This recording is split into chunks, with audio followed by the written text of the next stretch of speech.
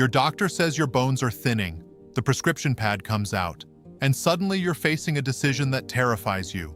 Medication with side effects that might be worse than the problem itself, or doing nothing and waiting for that fall everyone keeps warning you about.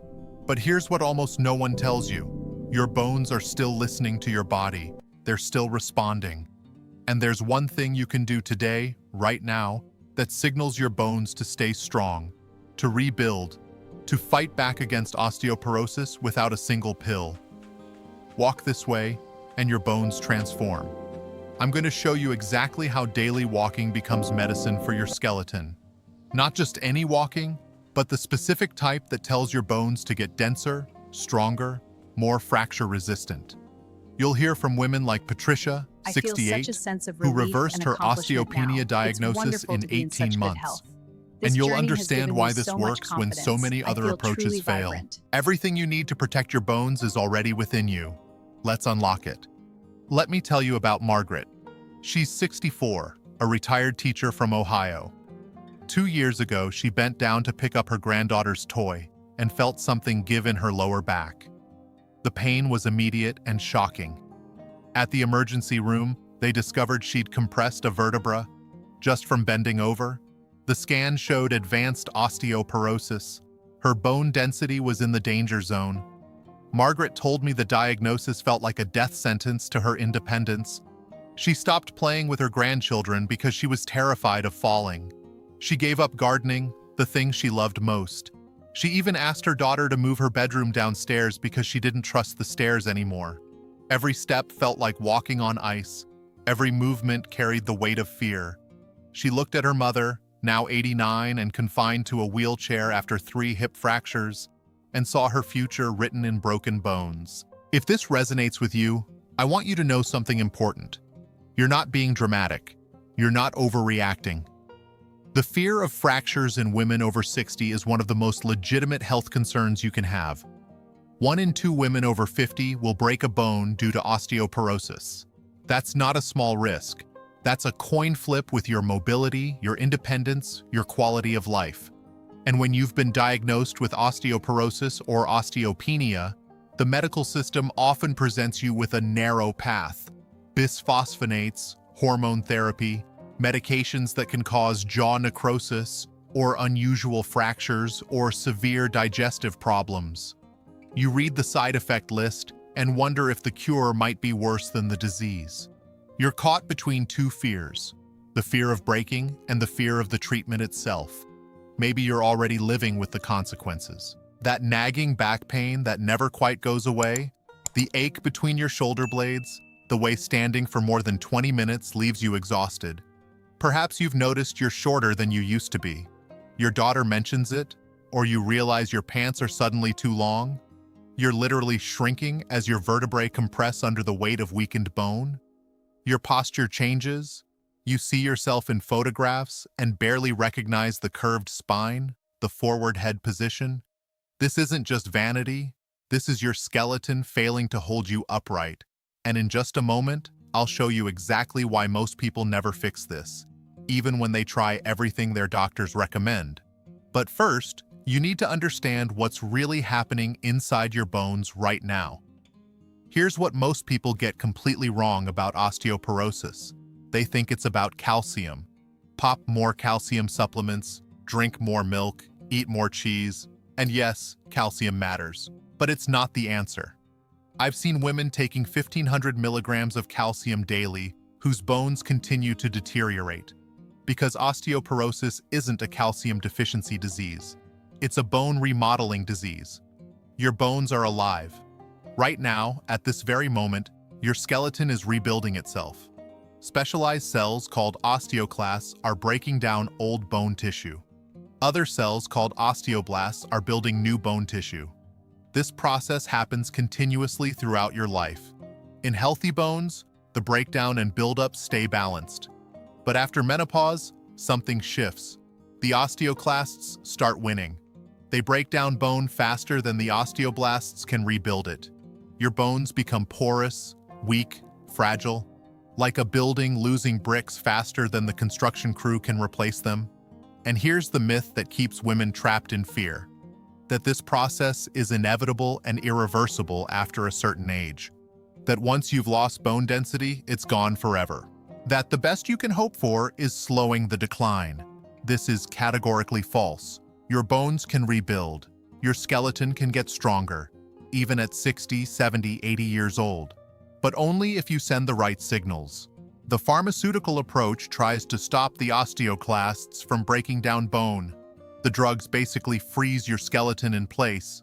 Less breakdown, but also less remodeling, less renewal.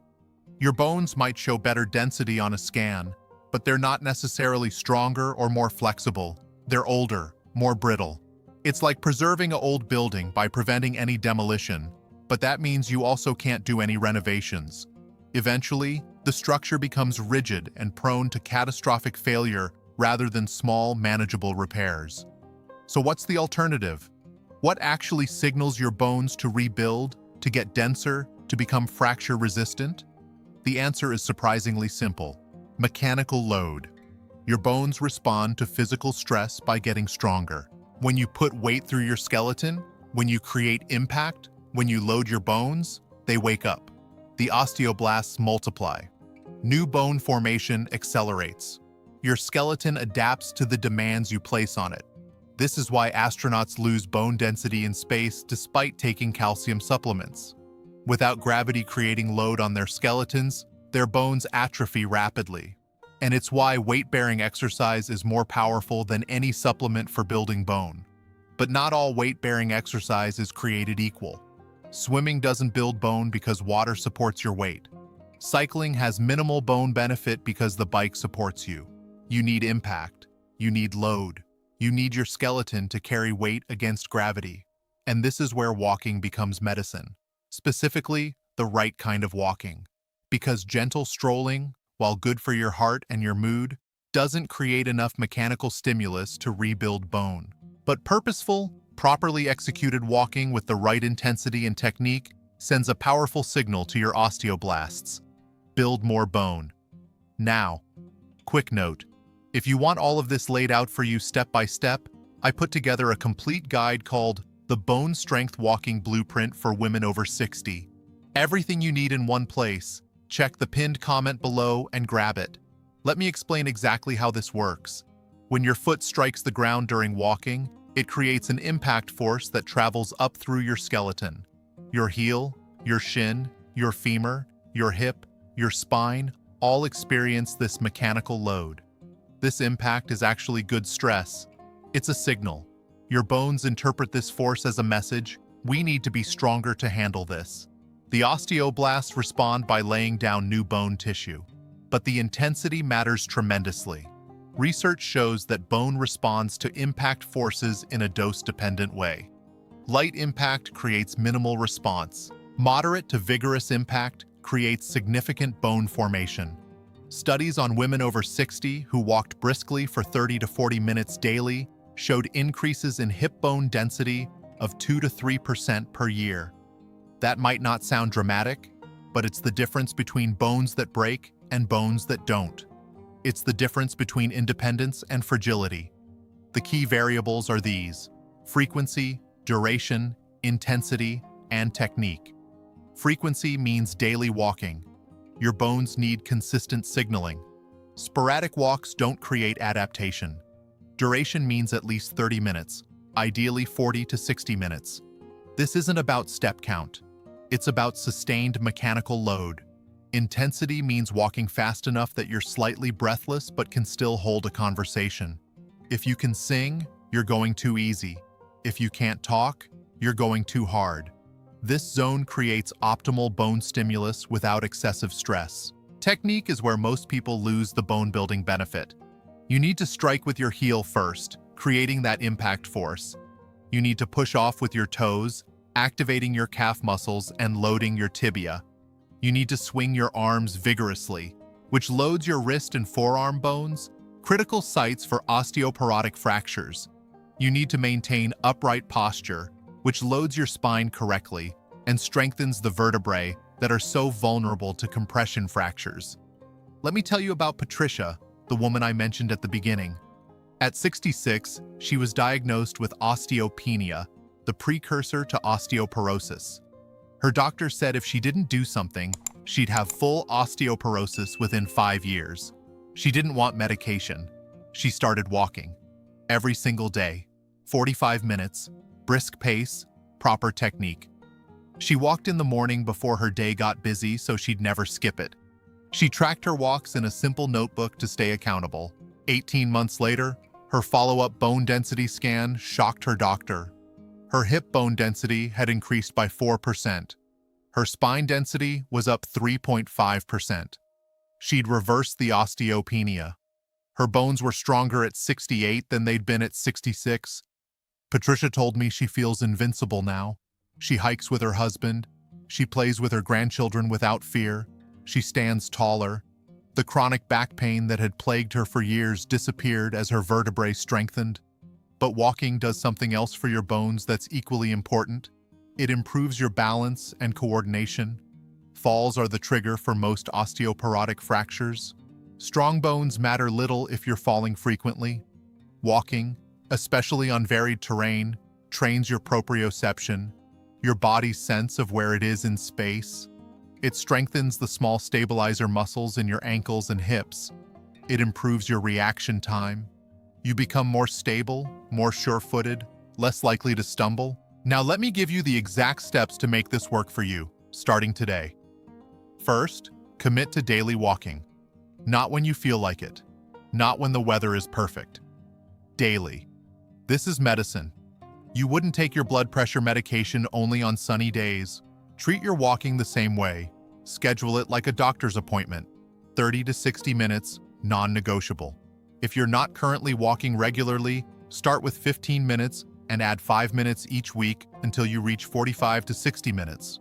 The most common fear here is, what if I'm too weak to walk that long? What if I fall during the walk? Start where you are. 15 minutes might be your limit right now. That's your starting point, not your failure.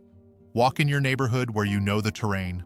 Walk with a friend or family member if balance is a concern. Use a walking stick for extra stability. The goal is consistent mechanical load, not heroic distance. Your bones respond to what you do regularly, not to occasional impressive efforts. Second, focus on intensity. You need to walk fast enough to create bone stimulus. This means purposeful striding, not leisurely strolling. Aim for a pace where you're slightly breathless.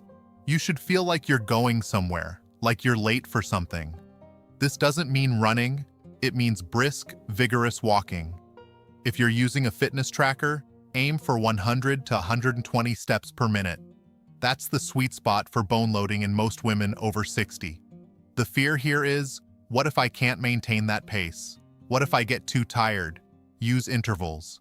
Walk briskly for 5 minutes, then slow down for 2 minutes to recover, then pick up the pace again. As your fitness improves, extend the brisk intervals and shorten the recovery periods.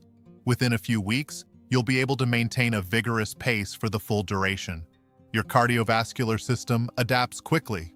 Third, perfect your technique. Heel strike first. Roll through your foot. Push off with your toes. This creates maximum impact force through your leg bones. Keep your spine upright, shoulders back, core engaged. This loads your vertebrae correctly and strengthens your back. Swing your arms vigorously, bent at 90 degrees. This loads your wrist, forearm, and upper arm bones. Think about powerful, purposeful movement. You're not just walking, you're building bone with every step. Fourth, add variety to challenge your balance. Walk on grass, gravel, gentle hills, uneven surfaces when you feel confident enough. This variability forces your stabilizer muscles to work harder and improves your fall prevention capacity. Start on flat, even surfaces until you feel stable, then gradually introduce terrain challenges. Fifth, support your walking with the nutrients your bones actually need. Yes, calcium matters, but aim for 1,000 to 1,200 milligrams daily from food sources primarily: leafy greens, sardines with bones, fortified plant milks, almonds. You also absolutely need vitamin D3, at least 2,000 IU daily, possibly more. Have your levels checked. Vitamin D allows your body to absorb calcium and directly stimulates bone formation. You need vitamin K2, which directs calcium into your bones rather than your arteries. You need magnesium, which activates the enzymes that build bone. And you need adequate protein, at least 1 gram per kilogram of body weight daily. Your bones are not just calcium. They're a protein matrix mineralized with calcium. Without protein, you can't build bone. Let me tell you about Ruth. She's 72. After starting a daily walking practice and adjusting her nutrition, she told me she felt afraid for the first time in years. Afraid of wasting more time. Afraid she'd waited too long. But she walked anyway. 6 months later, her back pain was 50% better. She stood up straighter. She had more energy. And she felt proud of herself every single day for doing something powerful for her health. Here's what I need you to understand. Right now, today, you're at a crossroads. One path leads to progressive bone loss, to fractures, to fear, to dependence, to watching your world shrink as your skeleton weakens. That path is easy. It requires nothing from you. Just continue what you're currently doing. Let the osteoclasts win. Let your bones deteriorate. Wait for the fall. The other path requires something from you. It requires 45 minutes a day. It requires you to walk briskly even when you don't feel like it. It requires you to believe that your 60-year-old, 70-year-old, 80-year-old bones can still respond, can still strengthen, can still rebuild. This path leads to independence, to confidence, to playing with your grandchildren without fear, to traveling without worry, to living fully in a body that supports you rather than betrays you. You've lived with the fear of fractures long enough. You've accepted back pain as inevitable for too long. You've watched yourself shrink, literally and figuratively, for too many years. The diagnosis of osteoporosis or osteopenia is not a life sentence. It's information. It's a call to action. And the action is simpler than you think. Walk. Walk with purpose. Walk with intensity. Walk daily. Signal your bones to fight back. Everything I just shared and more is waiting for you right now in the pinned comment below. Click it. Get the complete guide, because your bones are still listening and they're waiting for you to tell them to get stronger.